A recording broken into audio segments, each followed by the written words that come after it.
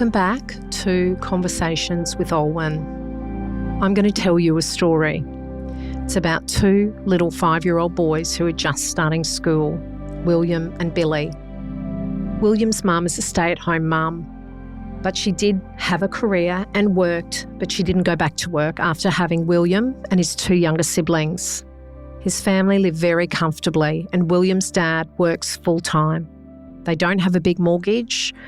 They all do extracurricular activities, all three of the children, and they eat very well as a family, meaning they eat real meat at least 4 times a week.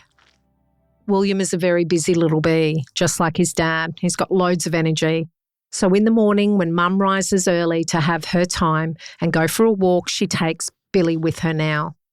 He takes his razor with him, and after a huge 1 hour, 3-kilometre ride on that huge dose of endorphins helps William to settle, but it also wears him out, but puts him in a zone to learn. The family don't have any iPads or screens. They don't have TV on as a rule on school days. So before going to school, which is still 2.5 hours away, William sits in the peace and quiet of home and draws with his 4-year-old sister. After that, he reads his 3 early readers from school, and on top of that, he reads another 3 that his mum has sourced from the library for him. He practices his spelling of early phonics-based words, his sight words are drilled, and he practices his number writing. Billy's morning, comparatively, looks very different. It couldn't be more different to William's morning. He's woken at 5:30 by his mum and brought to the couch where his iPad and his clothes are. Billy has to get dressed quickly, eat breakfast, and then has to be in the car by 6 o'clock so he can arrive at before school care on 6:30 when it opens. Billy's also a little busy bee and could do with a big play before school, but instead he reaches for the iPad when he's dressed and sits there eating his breakfast watching YouTube. Billy's mum has to focus on getting the 2 younger children ready to get out the door too, leaving Billy ready for school and getting ready himself on his iPad. Billy stays on the iPad in the car while his mum drops his siblings off. She then drives to his before-school care centre and tries to take the iPad off him, but it's a struggle. By then, he's been on it for 1 hour and he's very resistant. She also has to get to work. The before-school care staff take the iPad off Billy, who then sits in front of the huge TV screen in the middle of the room and eats more breakfast while sitting on the couch watching the cartoons until school starts. William's 2 younger siblings are at home all day with Mum.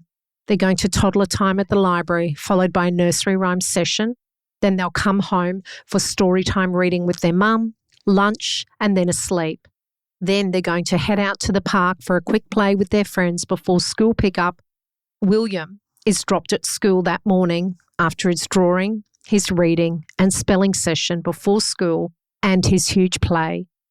He is a busy little bee, but his brain is in a very different place to Billy's. William's mum knows that she needs to work on William's language skills, his language of math skills, and his reading skills because he's a busy bee and has a very clever, quick brain. So on the way to school every day, Mum extends and consolidates his early maths concepts and his maths language. And because it's a 15-minute drive to school every day, she's able to cover pretty much all of the prep and grade 1 mental maths curriculum repeatedly. William's mum has the headspace to think of these things. She's at home. The family aren't struggling. There are no cost of living issues. They're eating well. Dad's working full time. So this affords Mum the time, the headspace to put into her children.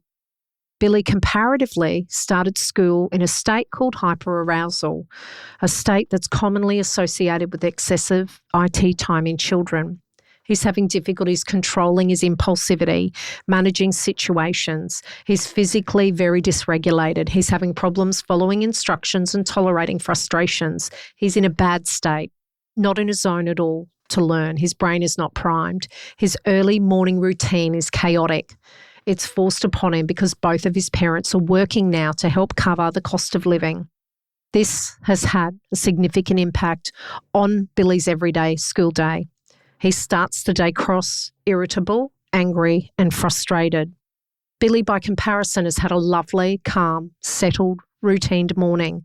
The structure and routine of his early morning, a big razor ride with mum, followed by quiet time with learning for hours before school daily, allows this child to be in the perfect zone for learning. His ride has given him a great dose of neurochemicals, particularly one neurotransmitter, critical for our boys. It helps to regulate them, to stabilise them, and to help them with focus. He enters the classroom ready to learn. William's literacy rotations go supremely well, and as he's just reread all of his readers for the 5th morning in a row, and he wins the class around the world maths game. Daily practice with his mum in the car every morning pays off. Another chemical, crucial for working memory function, has also been stimulated during his early morning ride. So his learning really sticks. William feels good about himself. He's engaged. He's proud of himself as a learner. He's feeling success.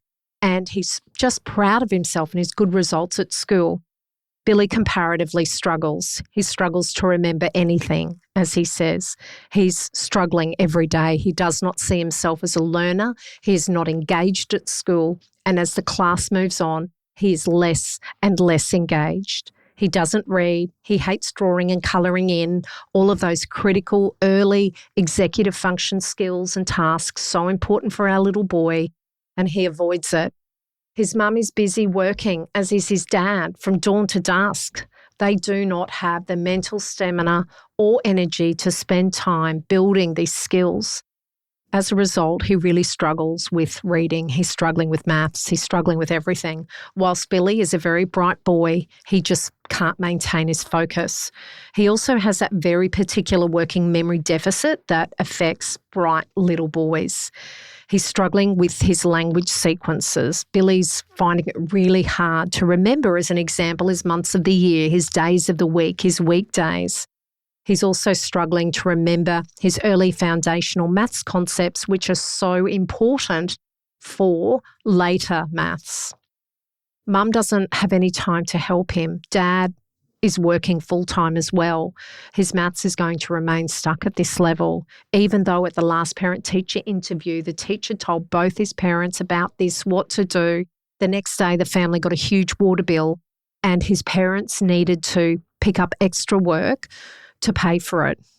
All thoughts of Billy's working memory, his literacy, went out the window as both parents are struggling. They're juggling. You can see where my story is going, and I'm sure you can predict the ending, the outcome of boys like Billy and William by the time the high school years hit.